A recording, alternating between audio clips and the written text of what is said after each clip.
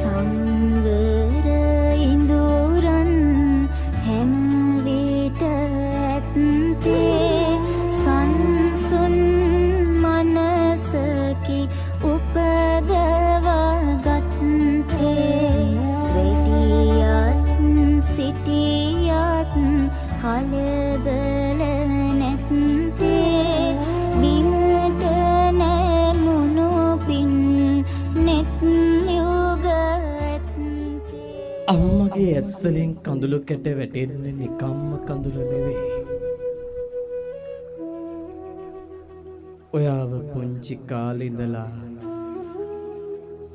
ලොකු මහත් කරන්න අම්ම විඳපු වේදනාද අම්මට මතක් වෙනවැද්දී. ඒ විතරක් නෙවෙයි. අද අම්මට හිතෙනව ඇති මගේ අම්මත් අද මගේ ළඟ හිටියානම් කොච්චරද කියලා. අම්මා කෙනෙක් විතරයි පුතේ. දරුවෝ වෙනුවෙන් විඳින වේදනා කොච්චරද කියලා දන්නේ.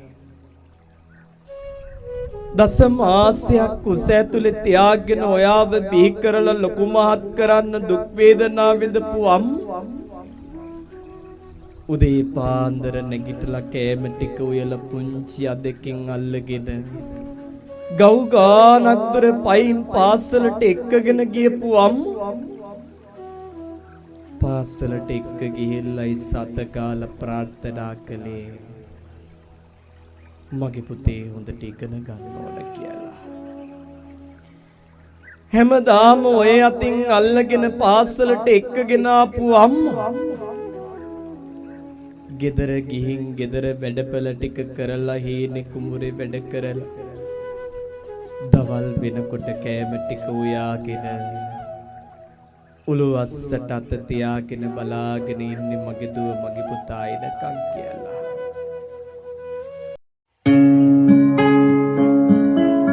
අම්මේ මම ඔයාට ආදරේ. ධනගාන පොඩි කාලේ දුරුලේ හොවාමා ඔබේ නින්ද සංගවාදමා